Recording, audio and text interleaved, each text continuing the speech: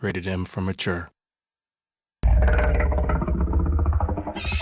remember when I was a kid, and every kid loves dinosaurs, and you would always be like, oh, I love a velociraptor, I love a brontosaurus, right?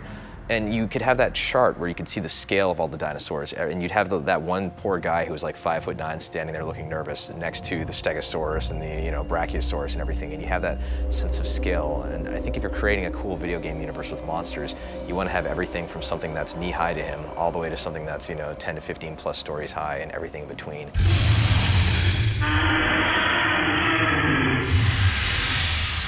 The initial backstory for the Locusts was that they were these creatures that came in the night, ghost-like creatures, skeleton, and they would steal children. There's a myth and a legend in the world of Sarah that would scare their children, that creatures come at night, or the boogeyman will get you at night, he'll take the child away if he's not good. Well, over the history of the planet, that's been happening. They've been taking children and stuff, and so what was a real event has become that sort of mythos of legend of, oh, the boogeyman's going to get you. In Gears 2, we're going underground, and it was an opportunity to bring in some of these newer baddies, right? One of the key changes that we have this time around, which actually affected how we balance the game, is the fact that the Locusts have a lot more hit reactions. So when the player shoots a few bullets into a Locust chest, the Locust will actually react in a believable fashion and stumble. And when you have a big boomer coming at you with a butcher knife and he's running at you, and you shoot him and he ducks his head and puts his shoulder into it, and you're shooting into his arm, and he's still trying to running against that fire hose, it feels really strong.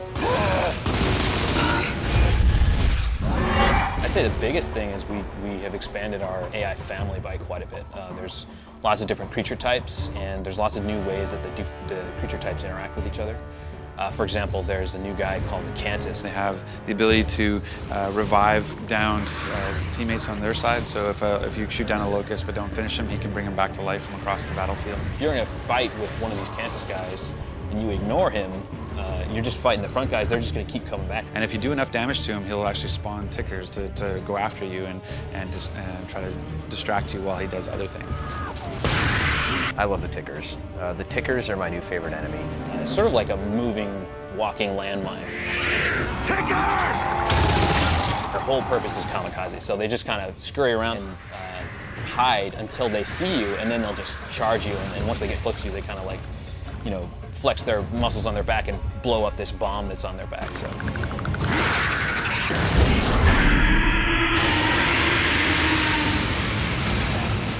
Brumak. Giant monster with guns. It was the first creature I saw for Gears of War back when I started. He's seen multiple iterations. We have him in Gears 2 now, where his armor's off. We've got versions with his armor on. He's got weapons. He doesn't have weapons. Talk about iconic creatures. The Brumak is the epitome of every Gears of War creature there is. Everything else is derived from him. Bloodmounts are really cool. One of the most difficult creatures that you'll encounter in the single-player game. He's crazy, they kind of walk on their hands, and they've got these crazy weapon feet. That was a tough character to evolve because of the mechanics of it. We came up with this idea to kind of have it where he's walking on his arms, and his body kind of wraps up underneath, and it's his feet that are kind of sticking out in the front that kind of jab you. He's a really bulky, cool-looking character that the palace guards ride.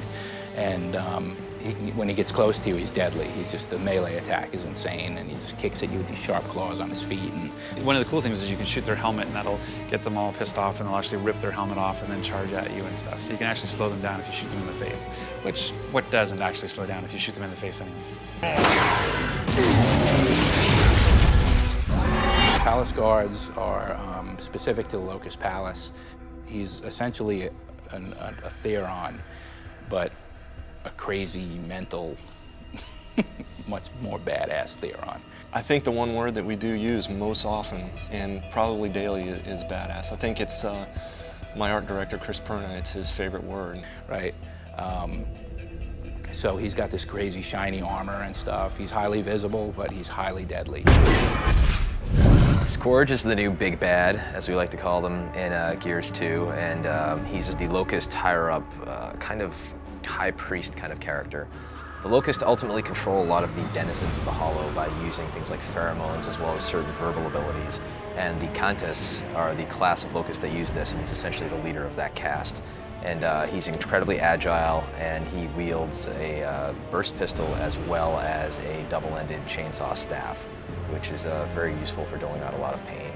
Scourge is our Rom 2.0, although he's badder than Rom. I'd say Scourge probably lays awake at night thinking about ways to hack people apart and separate them and eviscerate them. Scourge would eat Rom for breakfast, basically, yeah. I think if you were to compare Rom to Scourge and use cars as an example, I think Rom would be the Humvee, where Scourge would be the Ducati bicycle. It's a steak versus foie gras. It's flip-flops versus boots. I can keep going.